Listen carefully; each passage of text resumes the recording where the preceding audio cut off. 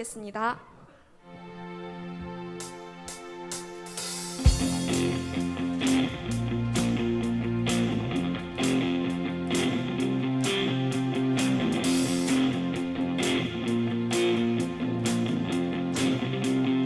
일어나라 일어나라 주의 백성 빛을 발하라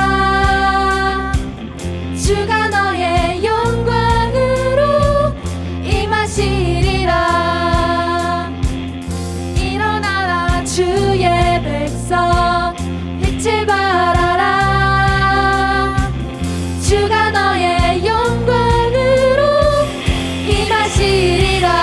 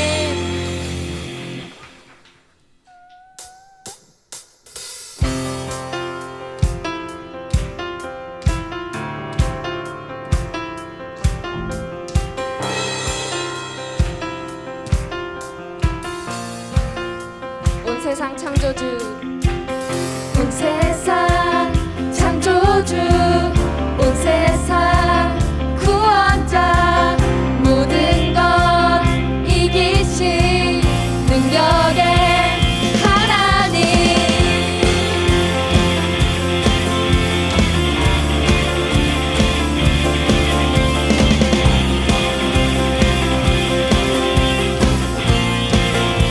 온 세상 창조주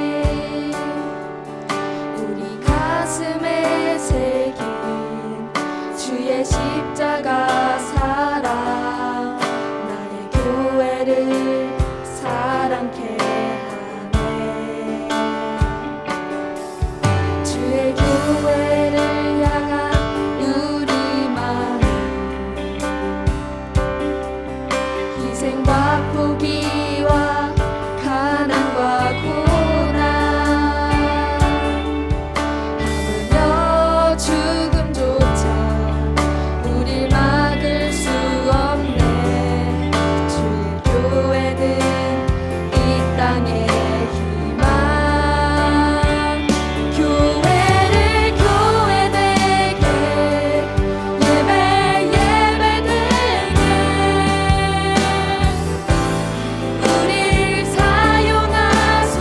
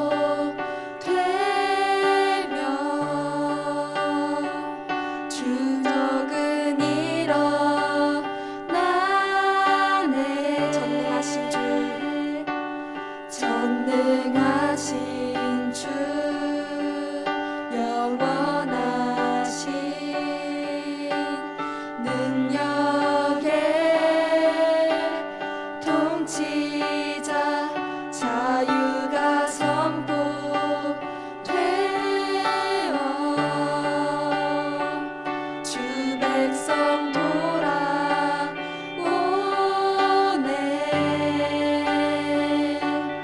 하나님 나라 임하소서. 영광과 존귀 능력과 위엄 놀라운 사랑에 기적의 하나님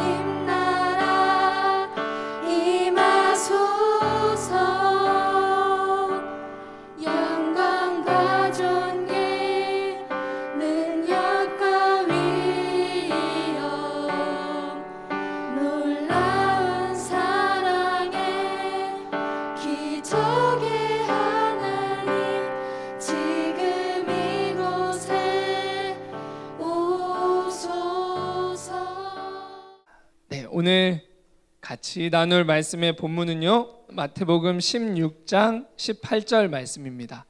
마태복음 16장 18절 말씀입니다.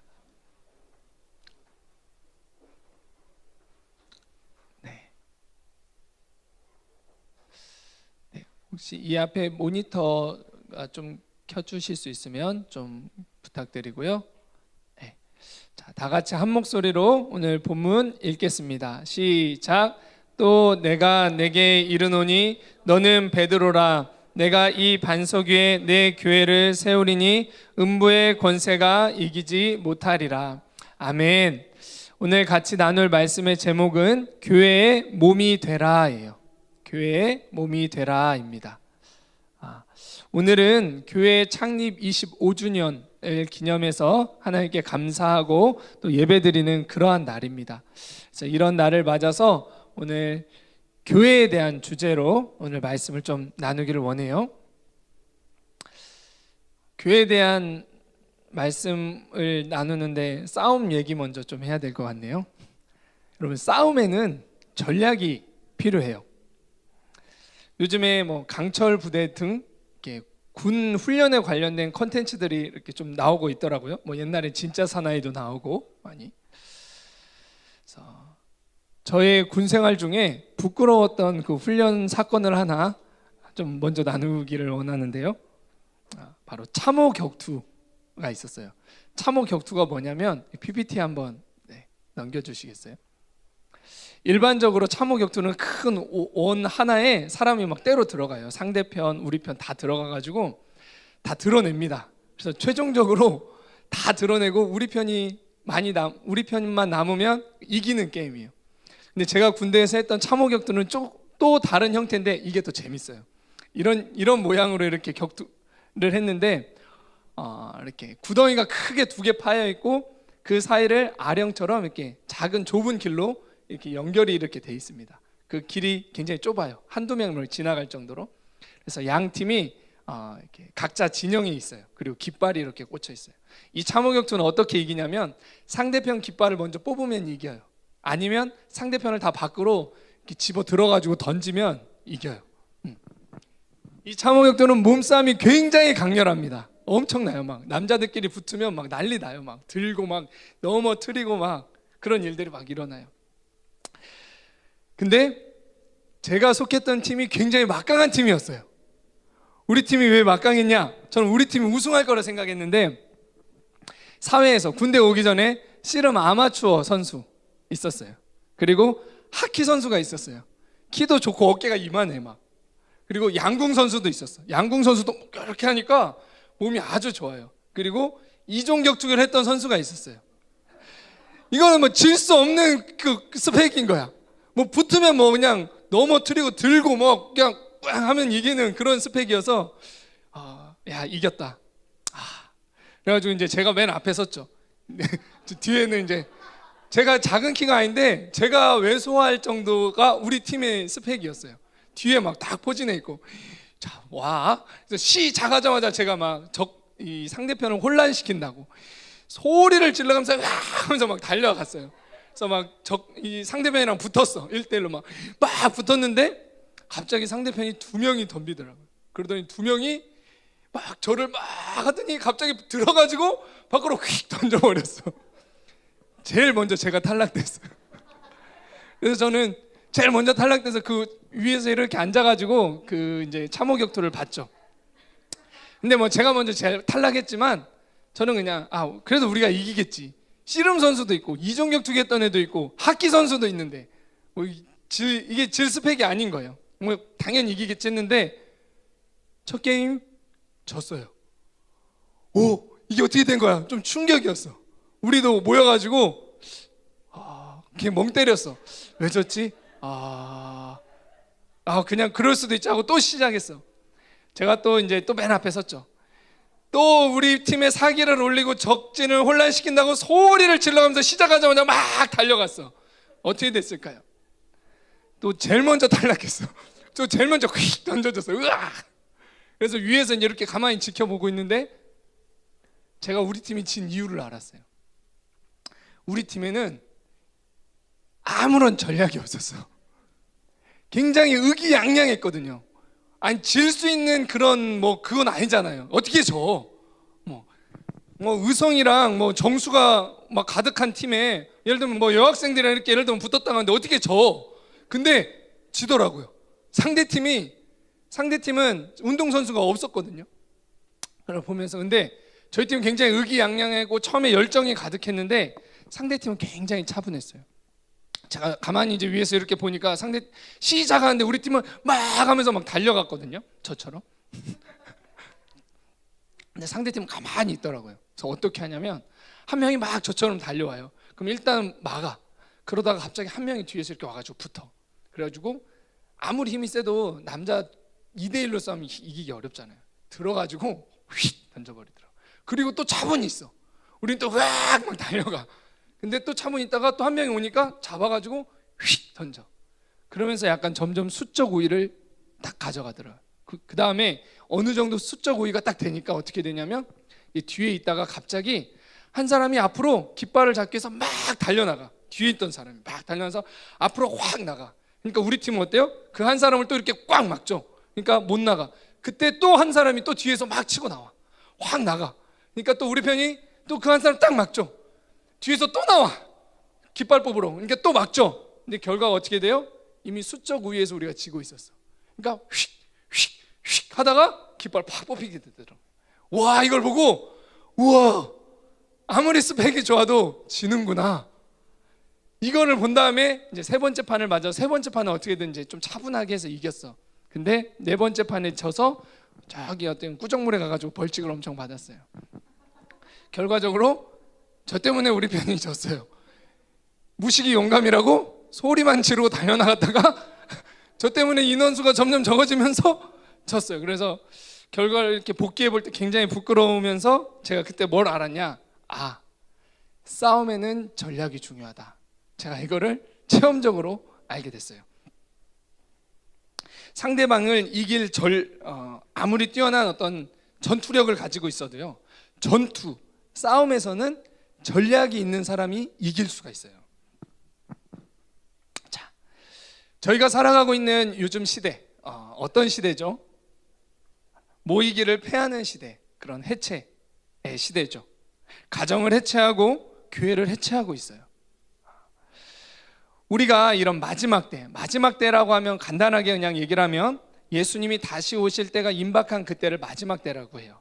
자, 그때의 영적인 이 전쟁에서 승리하기 위해서는요, 하나님의 전략을 알아야 하고 그 전략을 따라야 합니다.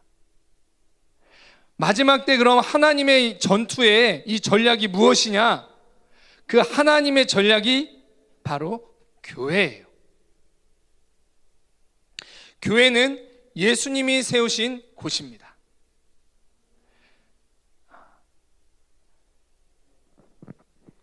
악한 영들은 그래서 어떻게 해요? 이 마지막 때 전략이 교회이기 때문에 교회를 공격하고 욕하고 해체합니다.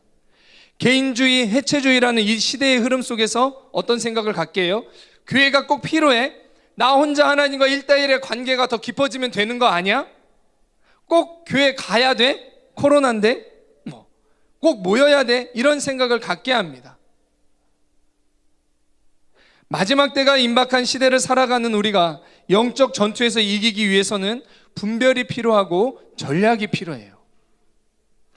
교회는 예수님이 승천하시며 바로 이 땅에 남겨두신 곳입니다.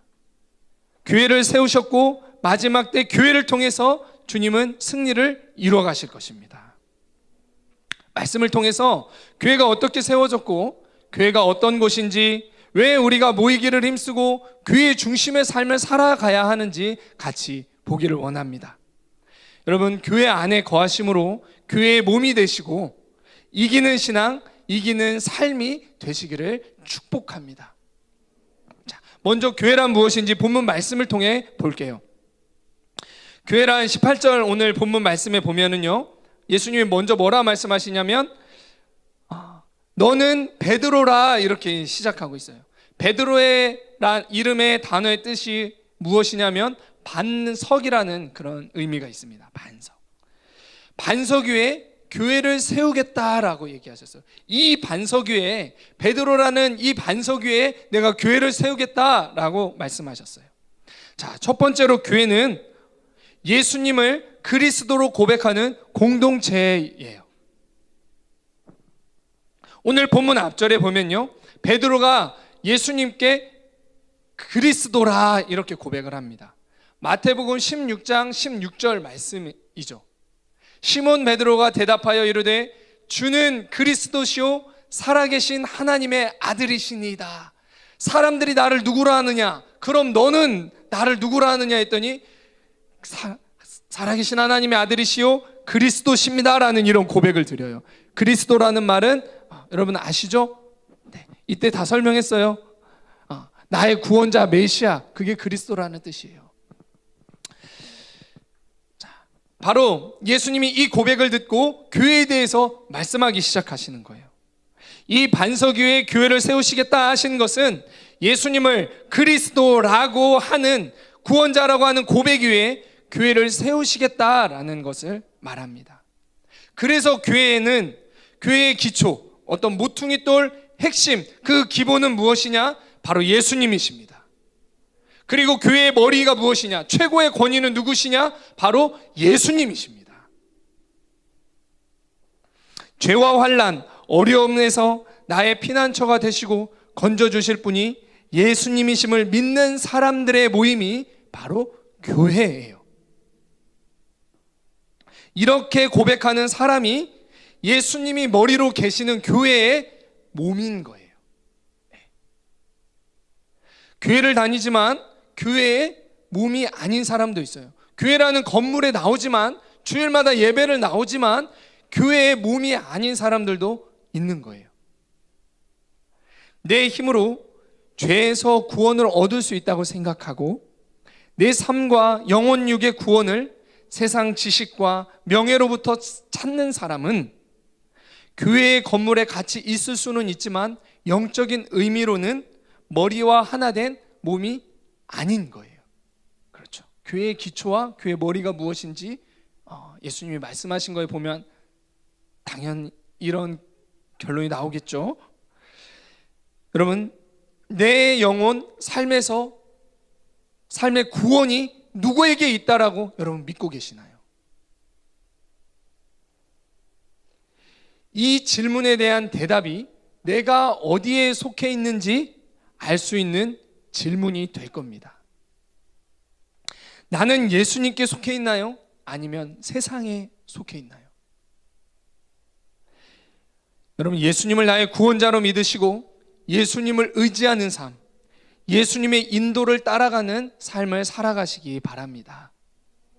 다음으로 교회는 어떤 곳이냐? 예수님이 하신 사역을 하는 곳이 교회예요. 예수님은 12제자를 세우셨고요, 그들을 사도라고 부르십니다. 누가복음 6장 12절에서 14절 말씀이에요. 이때 예수께서 기도하시러 산으로 가사 밤이 새도록 하나님께 기도하시고 밝음에 제자들을 부르사 그 중에 12를 택하여 사도라 칭하셨으니, 곧 베드로라고도 하고 이름을 주신 시몬과 그의 동생 안드레와 야고보와 요한과 빌립과 바돌로메와. 베드로는 이 사도 중에서도 사도 중 한 사람이었고요, 사도를 대표하는 사람이었어요. 예수님이 12제자를 부르시고 사도라 칭하시고 가장 먼저 이름이 된 사람이 누구예요? 베드로예요. 그렇죠? 사도라는 말은 보냄을 받은 자라는 그런 뜻입니다. 사도다. 즉 예수님을 대신해서 예수님이 하시는 사역을 하도록 보냄을 받은 자가 누구냐? 그 사람들을 사도라 하는 거예요. 그럼 예수님이 하신 사역이 뭐였어요? 예수님이 이 땅에 오셔서 어떤 사역을 하셨어요? 가르치셨고요, 전파하셨고요, 치유하셨습니다. 이렇게 하심으로 하나님 나라가 이 땅에 임하는 사역을 예수님이 하셨어요. 하나님 나라가 결정적으로 어떻게 임하게 되나요? 한 사람 안에 하나님의 통치, 하나님의 다스림이 이루어지고 이런 사람이 많아지게 될 때 이 땅에 하나님의 나라가 임하게 되는 거예요. 하나님의 나라는 추상적인 개념이 아닙니다. 내가 하나님의 통치를 받는 사람이 되고 이 사람도 하나님의 통치를 받는 사람이 되기 시작하면 하나님 나라가 이 땅에 임하는 거예요. 자, 하나님 나라를 이 땅에 임하게 하도록 복음을 전파하고요, 가르치고 치유하는 곳이 교회예요. 사도를 대표하는 베드로의 반석 위에 교회를 세우시겠다고 하신 것은 예수님이 하시는 일을 하도록 세워진 곳이 교회라는 겁니다. 그래서 교회는요, 불쌍한 사람을 많이 돕는 곳, 세상 지식을 가르치고 정치에 대한 의견을 내고 이렇게 하는 것이 핵심 사역이 아니에요. 한 영혼을 살리고요, 예수님의 사역을 감당하는 것이 교회의 핵심 사역이에요. 다른 것은 이 사역을 위해 부수적으로도 할 수 있는 그런 사역인 거예요. 그렇기 때문에 우리는 교회를 통해서 영적인 생명을 얻어야 되고 치유받고 영적 영향력을 나타낼 자로 성장해야 합니다. 교회를 통해 이렇게 성장하게 되는 거예요. 특별히 이 중에 예수님이 하셨던 사역 중에 치유 사역에 대해서 간단하게 먼저 좀 나누자면, 영적인 치유는요, 악한 영들이 자신의 실체를 드러내고 쫓겨나가는 것을 말합니다. 말씀을 듣는 중에, 안수를 통해, 기도 중에 이 세력이 드러나고 쫓겨나게 될 때 우리의 삶이 정상적으로 회복돼요. 예수님이 하시는 이 사역이 아니고서는 나를 속이고 내 삶을 망가뜨리는 악한 영의 실제를 드러낼 수 없습니다. 왜요? 영적인 것이기 때문에 그래요. 내가 교만하지 않으려고 해도 교만하고, 불신하지 않으려고 해도 불신하게 되고, 음란하지 않으려고 해도 음란하고, 원망하지 않으려 해도 원망하고, 거짓말하지 않으려고 해도 입만 열면 어떻게 하면 거짓말이 나오고, 시기하지 않으려 해도 시기하게 되는 것은 내 안에 영향을 주는 영의 실체가 있기 때문이에요. 이것을 알아야 됩니다. 근데 이것을 인정하지 않기 때문에, 이 세력을 쫓아내지 않기 때문에 우리가 계속 그 영향 지배 아래에 있는 거예요. 근데 이 세력을 또 왜 쫓아내지 않아요? 또 내가 이런 영향을 받고 있는다는 것을 모르기 때문에 이 세력을 쫓아내지 않는 겁니다. 나도 몰라요. 나만 속고 있어요. 악한 영들은 어떤 존재라고요? 속이는 자라고 예수님이 말씀하셨어요. 우리가 속기 때문에 속이는 자예요. 정말 속이게끔 하니까 이 사단이 그게 전략인 거예요. 자, 이 영들이 성령의 권능을 통해 예수 그리스도의 이름으로 쫓겨나가게 되는 것입니다. 거라사 지방에 엄청나게 많은 귀신 들린 그런 사람이 있었어요. 예수님이 그 지역에 방문하시자 어떤 일이 일어났냐면, 그 실체가 드러납니다. 그 사람이 막 와가지고 예수님 앞에 엎드리기 시작하고 막 난리를 피워요.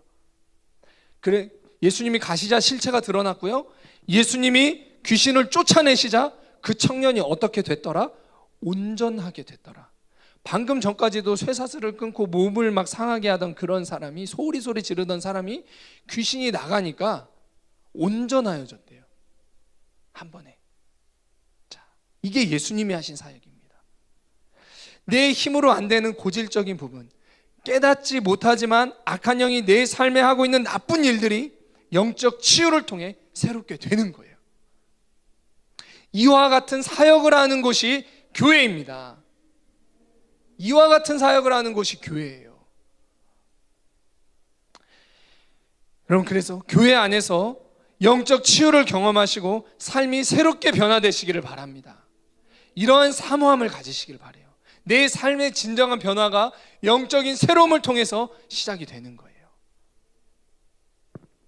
자, 세 번째로 성령에 의해 시작되는 곳이 교회예요. 제자들을 통한 이 사도적 사역이 어떻게 시작이 되었나요? 이 사도적 사역은요, 오순절에 임하신 성령을 통해 본격적으로 나타나기 시작했어요. 성령 세례를 받은, 성령 충만을 받은 이 베드로가 성전 미문에 앉은 안진뱅이에게 유명한 말을 하죠. 어떤 말을 해요? 시작. 은과 금, 우와! 은과 금은 내게 없거니와, 네, 저보다 훌륭해요. 내게 있는 것으로 내게 주노니 나사렛 예수의 이름으로 일어나 걸으라 라고 얘기합니다. 그랬더니 그 안진뱅이가 일어나기 시작합니다. 일어나 버려요. 은과 금을 준 게 아니에요. 예수 그리스도의 이름으로 질병으로 평생 고통받는 그 한 사람을 이렇게 세워버리셨어요. 그 인생을 완전히 바꿔버리셨죠. 그리고 나서 예수님을 배반했던 베드로가 많은 유대인들 앞에서 또 어떤 일들을 행해요? 담대히 하나님의 말씀을 선포하고 예수가 그리스도라 라고 얘기를 하기 시작합니다. 바로 이러한 이러한 사도적 사역들을 통해서 자연스럽게 초대교회가 생기기 시작했어요. 모이기 시작했어요. 예수 그리스도를 중심으로 모이기 시작했습니다.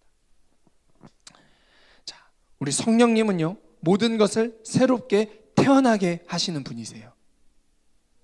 즉 출산하시는 분이세요.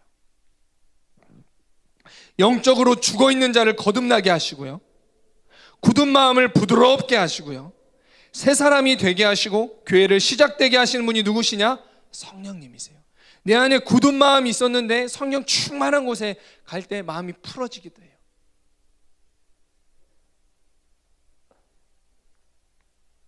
내가 하고 싶다고 우리끼리 자 이제 모여가지고, 자 오늘부터 교회 시작.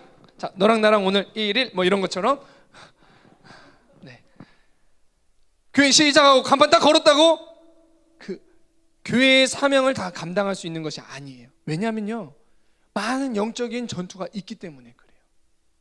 성령에 의해서 시작되지 않는 교회는요, 영적 공격에 넘어지게 됩니다.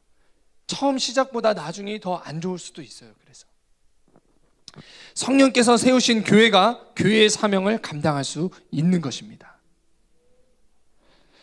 자, 하나님께서 25년 전에 목사님에게 성령을 부어주셨고요, 가정집에서 이렇게 소수의 사람들이 모여가지고 예배를 드림으로 기쁨의 교회가 시작되게 하셨어요.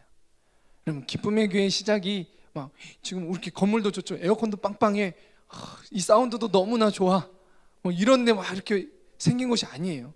가정집에서 누구의 건물이 없었어, 어떤 집에서 같이 모여서 예배 드리시죠 해서 예배 드리는 게 교회의 시작이에요. 몇 명 이렇게 쪼그려 앉아가지고 희서랑 의성이랑 승아랑 이렇게 나랑 모여가지고 이렇게 예배 드리는, 이게 교회의 시작이었던 거예요. 자, 그리고 그렇게 시작된 교회를 통해 어떠한 일들을 행하셨냐? 불치병이 고침받고 영적인 치유가 일어나며 하나님의 말씀이 강력하게 선포되는 사도적 사역이 나타나기 시작했어요. 와 어떻게 저런 일이 어떻게 이 세상에도 일어날 수 있지? 그런 일이요, 저희 교회에 실제 일어났어요. 지금 그런 분들이 교회 다니고 있어요. 이 세상에서 희귀병이라고 하는 그런 병이 치유되어지는 그런 일들이 실제 있었어요. 실제 많이 나타났어요. 그분이 지금도 교회 다니고 계세요, 여러분.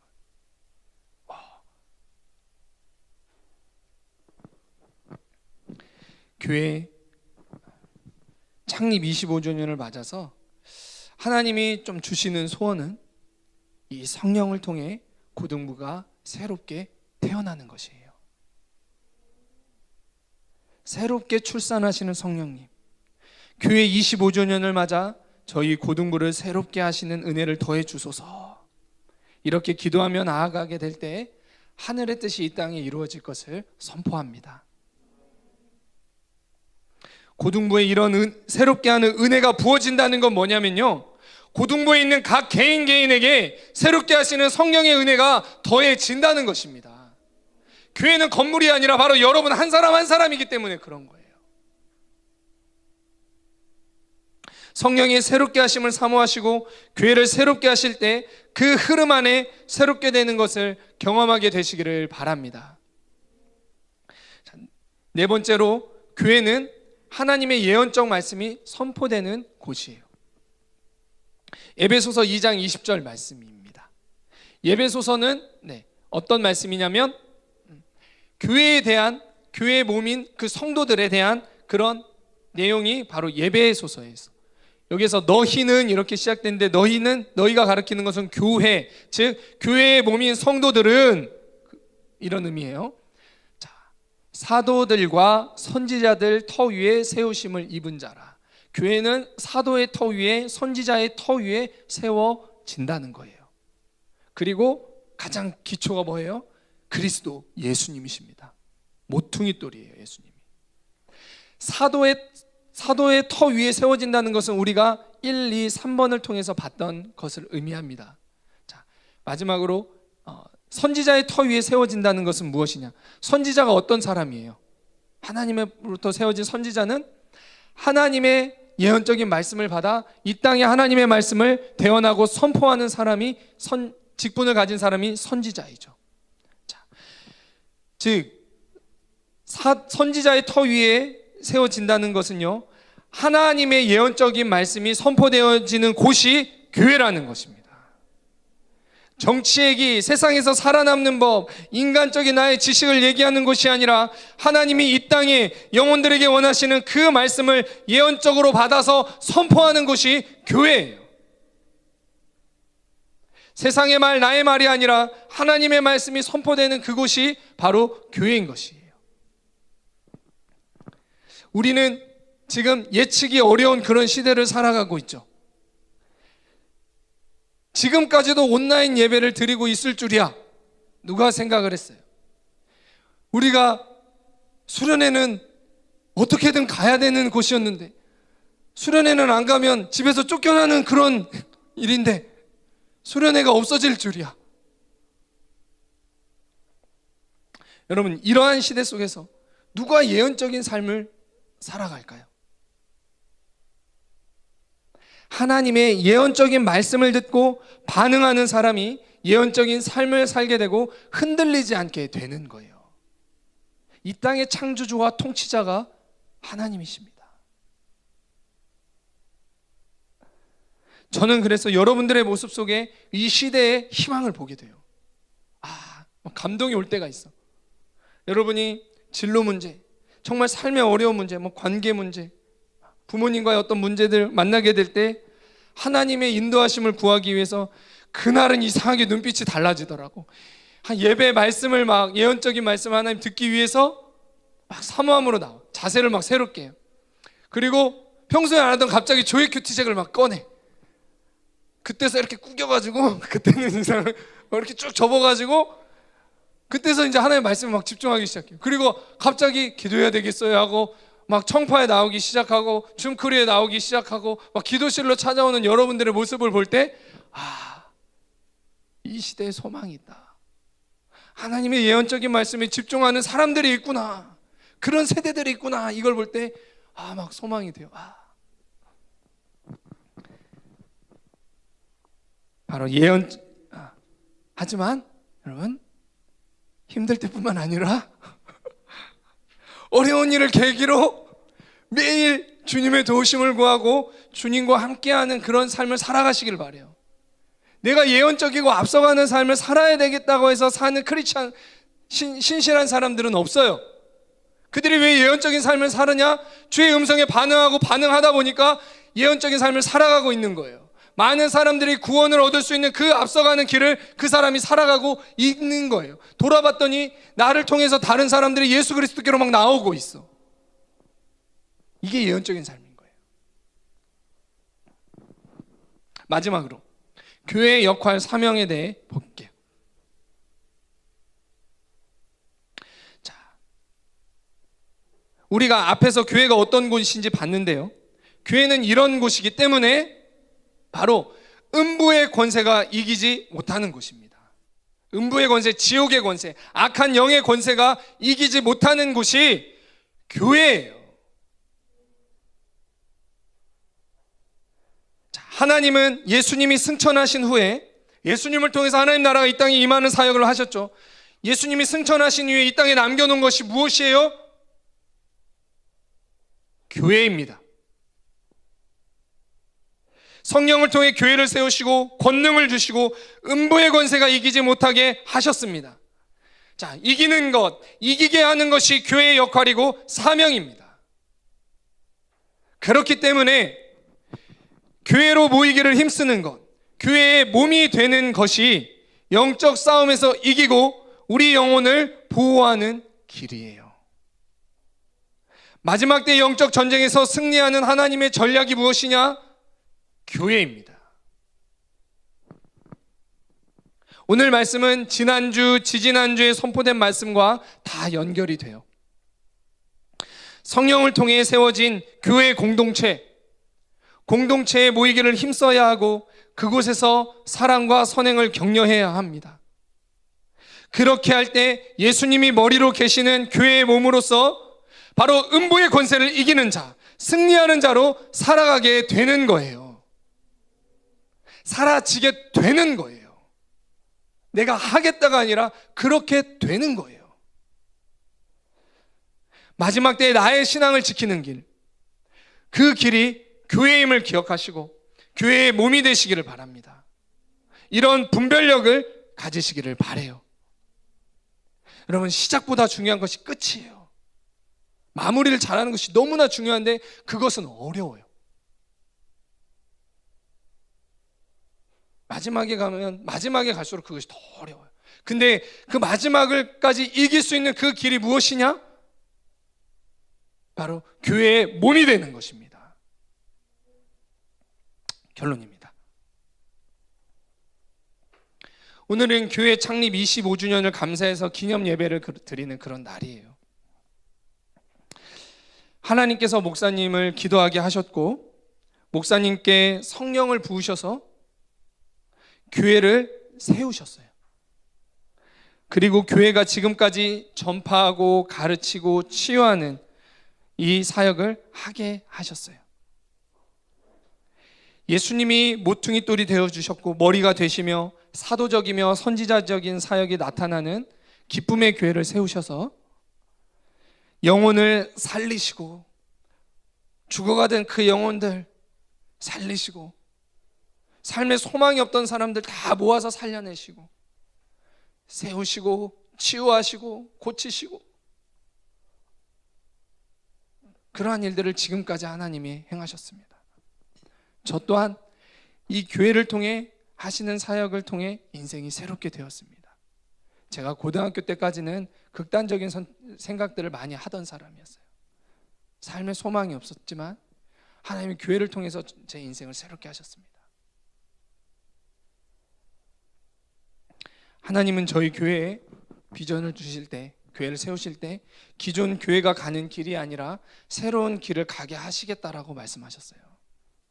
그 말씀이 무엇이냐? 이 땅에 교회를 깨우고요, 교회의 방향을 제시하겠다라는 그런 의미라고 볼 수 있어요. 교회가 교회되지 못할 때 새 길을 가며 교회의 방향성을 제시하고 교회들을 깨우는 교회, 외롭지만 그 길을 가게 하는 교회가 바로 기쁨의 교회가 되게 하겠다고 하나님이 우리 가운데 비전과 사명을 주셨습니다. 기쁨의 교회가 그렇게 시작이 됐고 그 길을 향해서 지금까지 달려왔어요. 자, 하나님은 그런 영적 유업이 있는 이 교회에 저희 한 사람 한 사람을 불러주셨어요. 자, 여러분, 이 의미가 무엇인지를 잘 한번 생각해 보세요. 하나님은 아브라함에게 주신 언약을 어떻게 이루세요? 아브라함 때 다 이루세요? 야곱을 통해, 이삭을 통해, 요셉을 통해 성취해 가십니다. 바로 이와 같은 것처럼 유업을 받은 자들을 통해서 하나님은 그 약속을 완성해 가십니다. 하나님이 저희를 기쁨의 교회로 부르신 것은 교회에 주신 유업을 이을 자로 택하셨기 때문이에요. 나의 어떠함과 상관이 없이 하나님의 부르심이고 택하심인 거예요. 마지막 때에 교회를 깨우고 많은 사람들이 가는 그런 넓은 길로 가는 것이 아니라 좁은 길로 가고 성도들을 깨우고 예수님이 하셨던 그 사역이 이 시대에는 기적이 없어라고 얘기하는 이러한 시대 가운데서도 주님만이 행하실 수 있는 그러한 놀라운 일들을 행하심으로 죽어가는 그 한 영혼을 살려내고, 그와 같이 예수님이 하셨던 그 사역이 나타나는 일들이 바로 저와 여러분들을 통해 이루어지게 될 거라는 거예요. 이게 주님이 부르심이에요.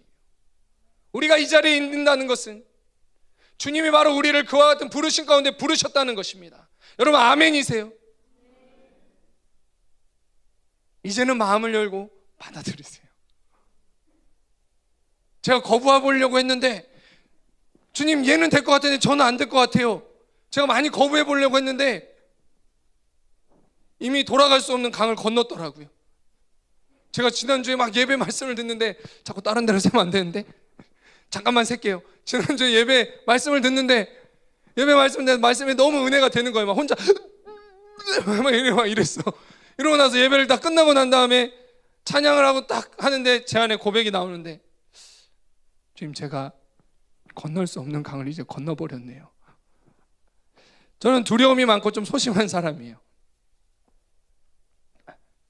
근데 그래서 막 순교하면 나 무서운데 나 순교 못하니까 나는 택함 받은 사람 아닌가, 저는 막 이런 생각 많이 했어요. 마지막 때 나 못할 것 같은데. 근데 어느 순간 내 안에 지난주에 이런 고백이 나오더라고요. 주님, 주님이 인도하시면 갈게요. 그리고 내가 돌이킬 수 없는 강을 건너버렸네.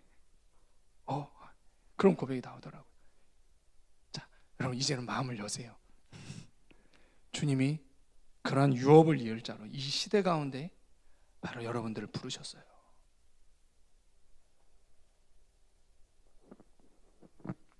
개인을 흔들고 교회를 흔드는 시대의 메시지에 분별력을 가지시고, 여러분 이제 교회의 몸이 되어 보호받고 그 안에서 자라나시기 바랍니다.